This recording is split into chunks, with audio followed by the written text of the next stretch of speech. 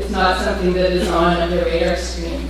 And through this collaborative initiative, I think we really are beginning to make it more clear that protected areas are part of the solution. We're standing up and saying it, which is something we really didn't do before. And I think this collaboration is one of the ways that enables us to do that. It gives us the comfort to have that shared understanding and support for that kind of approach. We are at the same time, of course, expanding and connecting our protected areas networks. When we established the Guaymas National Marine Conservation Area and Hackett Heritage Site, for example, we connected the marine area with the terrestrial park reserve, expanding then the protected area system from the mountaintop to the seafloor, enhancing connectivity at that scale, while at the same time reconnecting the Aboriginal people in the area, the Haida Nation, with their traditional heritage, enabling the traditional and commercial fisheries to be more resilient to changing conditions as well. We're taking action to restore ecosystems. In Grasslands National Park, for example, we're not only reintroducing bison and black-footed ferret, we're also building a more resilient grassland ecosystem in the park that contributes to resilient landscapes more broadly. And we're sharing our knowledge about how we do this work, collaborating with each other, and building our understanding about how these actions contribute to that broader scale resilience. We're continuing, of course, to work with our partners in the research community on understanding how our ecosystems are responding to climate change. We're initiating a new project in our northern parks, for example, which is explicitly looking at climate-driven ecological changes in the parks, and using some of the scenario planning work that Lee mentioned, beginning to learn how to, again, learning from our partners, to try to help both park managers and local communities understand how they can adapt to climate change. We're also recognizing, of course, that climate change is not necessarily a happy thing for people, that it can be a depressing concept for them. We're not handing out antidepressants, but we are engaging with Canadians, inviting them to come to our protected areas to engage in stewardship and restoration activities, to give them a sense of hope that they can actually be part of the solution, that they can contribute to implementing natural solutions in these places, developing a greater attachment with the protected area and providing that hope for the future. As I mentioned earlier, communication is certainly one of the underlying themes of the work that we're doing. We're in the early stages of looking at the kinds of communication tools that we can provide that are based on solid evidence, that have a consistent message across jurisdictions in Canada and to a degree continentally as well, that are inspiring and innovative and are appropriately targeted at our audiences, whether those be visitors or decision makers outside or inside our organization. Is it working? We're partly there, I think. We're actually seeing, at least within the climate change strategies of our government organizations, that there is recognition that healthy, well-managed, connected, protected areas networks really do contribute to climate change adaptation and mitigation. We're seeing direct reference to that fact in climate change strategies and action plans. And I think that some of the success factors for this, if you look at what we've been saying for the last 10 minutes or so, are some of the best practices that are contributing to this are in fact operationalizing climate change, as we mentioned, and doing so based on sound knowledge for effective decision making, communicating well about the relevance of protected areas with all sectors, and collaborating broadly to build understanding and empowering people to act.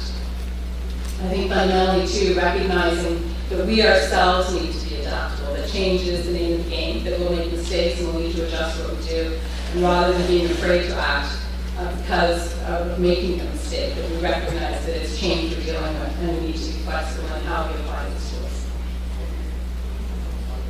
I said we're partway there, and I think that's because while we're starting to see our own government organizations recognizing the value of protected areas and contributing natural solutions, we haven't really pushed ourselves yet to move into business unusual, to mainstreaming and sectoral adaptation plans, as Happy and Julia and others have really emphasized. It's the other sectors, the non-government sectors, that are going to need to understand and implement the natural solutions approach in their strategies.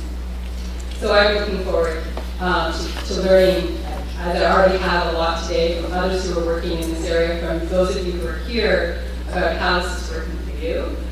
We'll hear next from Kenya about some of the approaches that they're taking. How can we really work well with those other sectors to mainstream natural solutions?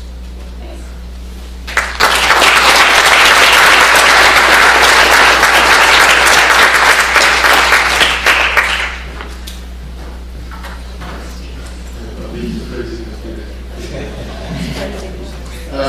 We're going to fly across the Pacific and Indian Oceans and go to Kenya right now.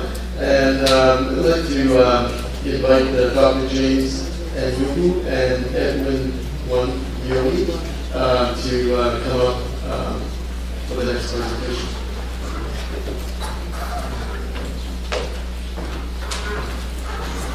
Good afternoon. I'll take you from the Americas for a journey to Africa, and in particular Kenya. And we'll do it as a team like the previous team. Myself, James Njogu, and Edwin Wanyoni. For me, I'll go very much in Africa, and Edwin will be very much in Africa as well as Canada. So, because it's a partnership, somewhere we'll demonstrate that. I'll first of all introduce climate issues in Kenya.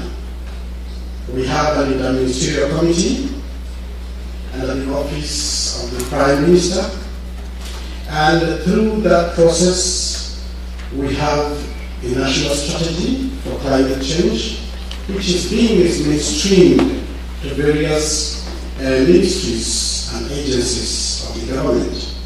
And Kenya Wildlife Service is one of the government agencies. It is charged with wildlife management in Kenya.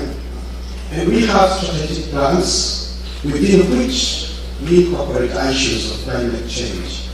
And it is in the implementation of that we have various partnerships with Parks Canada to mainstream climate change, adaptation, and mitigation.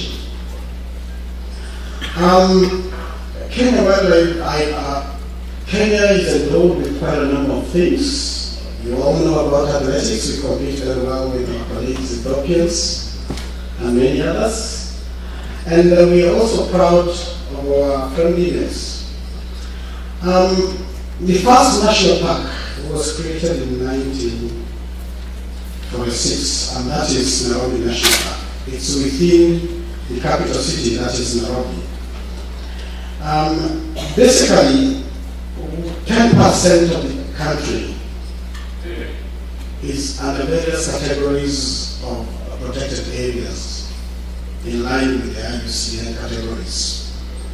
We have 23 national parks, 28 national reserves, 6 marine national reserves, 4 marine and national parks, and 4 sanctuaries. The 10% is of 580,000 kilometer square.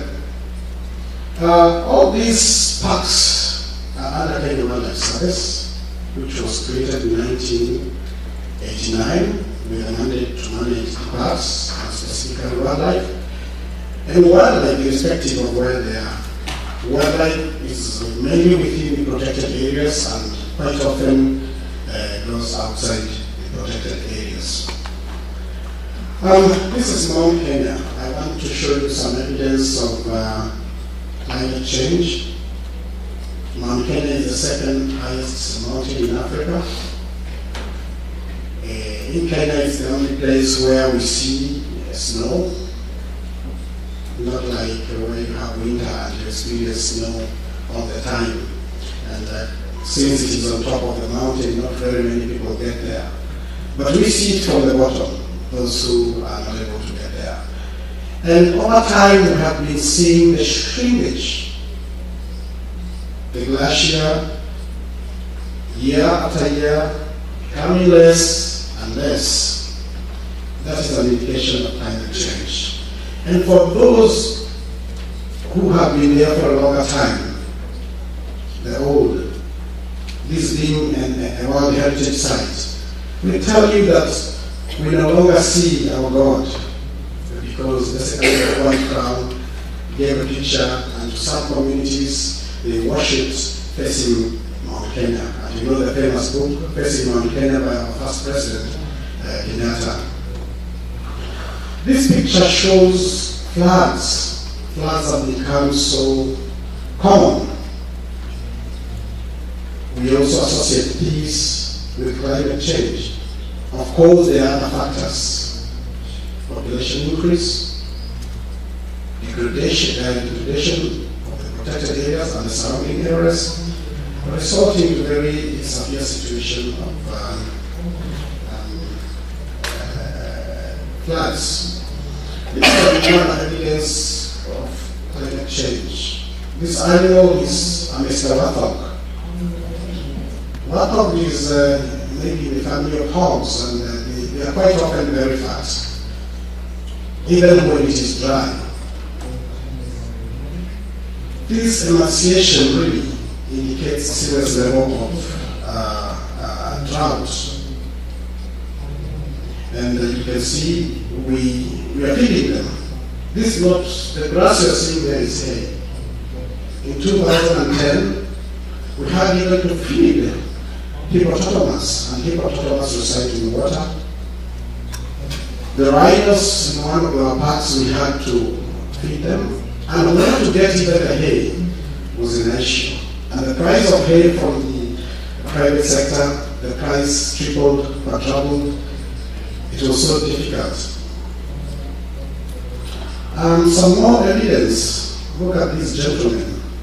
The river is dry, so where do you get water? Dig out the sand, the water percolates, and that's the water to drink and to do everything. I think they must have learned from the elephants, because elephants will always do this. When you get thirsty on dry riverbeds, they will dig, wait for a while and get the water. Some more evidence. Forest fires, of course, they have been there perhaps even before we started talking about climate change. But today they are more common. And you will agree with me, it's not only, say, in Kenya, it's all over the world where forest fires have become more pronounced. And not only that they are pronounced, but they also contribute to the climate change, the destructions of the forest, and so on. And it's really costly. Recently we had a forest fire in Mount Kenya, which again is a World Heritage Site, and it was really costly to do that. Just to highlight a few things. Indeed, as everyone has said here, climate change is a complex problem, and it is closely interlinked with many environmental challenges. Climate change impacts adds to the existing environmental stresses, in Kenya particularly related to water scarcity and water population, affecting wildlife, human health, and food production. Let's quickly look at some issues of land degradation. Of course, the Kenya population has been growing. So in the 1960s, it was about 10 million people. Today, we are around 38 million people. That means occupying more space, seeking land for settlement, seeking land for agriculture, more livestock for those who are pastoralists, shrinkage of wildlife areas, whereby initially, when the parks were created, the outside was acting as a buffer. Today, it's a reverse, where we are talking about protected areas being buffers for the human society. If you listen to all the presentations that we had here, you will see that we are talking about national parks, protected areas, becoming the real areas to absorb all those problems related to climate change. So, basically, they are becoming buffer for those who talk about the World Heritage Sites, and it must be a reversal. For those who talk about biosphere reserves, where we think transition areas, buffer areas, then you would wonder, where are the buffers? Perhaps the buffers for human life, and it is the protected areas. This is an example of a small riverine forest, and the red marked area indicates areas that have been cut or degraded. I look at that map and I see more or less one third of the actual area is gone. And this is around Mzima Spring. Mzima Spring is a very critical area in Savo. It supplies water to Mombasa. All the water from Mombasa comes from Mzima Spring. You can see the trucks. Those are high animal trucks as well. They move in search of water. And it is the only permanent water source in Savo West National Park. It's really permanent. This water comes from underground. It used to be a volcanic area. You have the Pumas Rock, and it comes. It's really plenty, and you find a lot of people there too. And the area is very degraded because of high numbers of wild animals going there to take the water. This is a forest. It's a sad story. It's about Mao forests, which has been degraded in the last 20 years. But currently a lot of efforts have been emphasized or put into place to ensure that it is protected and regenerated. Firewood collection, with again increasing number of human population, the need for firewood in the local areas is heavy. Charcoal burning. Other problems relates to invasive species. Again, it is predicted that climate change also leads to an increase of various species of invasive species. We have an issue even in protected areas. In some parks, like Nakuru National Park, we move manually. It's something that we have to deal with. So a few important climate change definition, I don't think I have to do that. And perhaps before my colleagues come and present here, I wish to mention that about 70% of tourism are basically wildlife oriented. They come to visit these parks, so you see the importance of the parks. 63% of electricity in Kenya is generated through water that comes from the protected areas, the Aberdeen National Park and the Mount Kenya National Park. Over 98% of water from Nairobi City, holding about 3 million people, comes from Aberdeen National Park. And we at KWS, we feel that this is an important service we are providing, not only to the nation, but to heritage worldwide. So at this moment, I invite my colleague to continue the presentation. Thank you very much.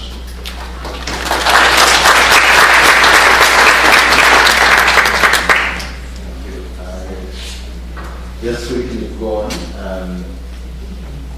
Of course, there's such a partnership with Parks Canada on adaptation in and around parks. We are looking at implementing ecosystem management activities at the station. And then, of course, enhance ecological restoration.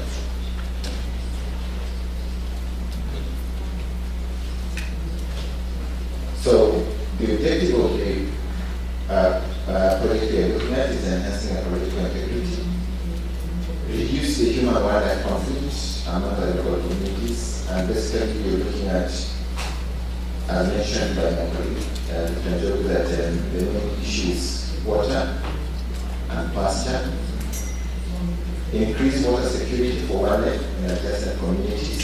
Of course, wildlife goes outside community areas for water and vice versa. Communities also come into the parks to get water, and then build support for protected areas as important tools for communities adjust to climate change. So some of the activities we are taking at the moment include restoration of degraded wetlands, enhancing the storage capacity for wildlife and communities, and this is for water. There's basically building water dams, which are basically showing you. Then, of course, restoration of degraded forests and the restoration of savanna bushlands in Amboseli and South. And then, of course, management of the invasive species, which has been mentioned, and then carrying out conservation education and public awareness. So,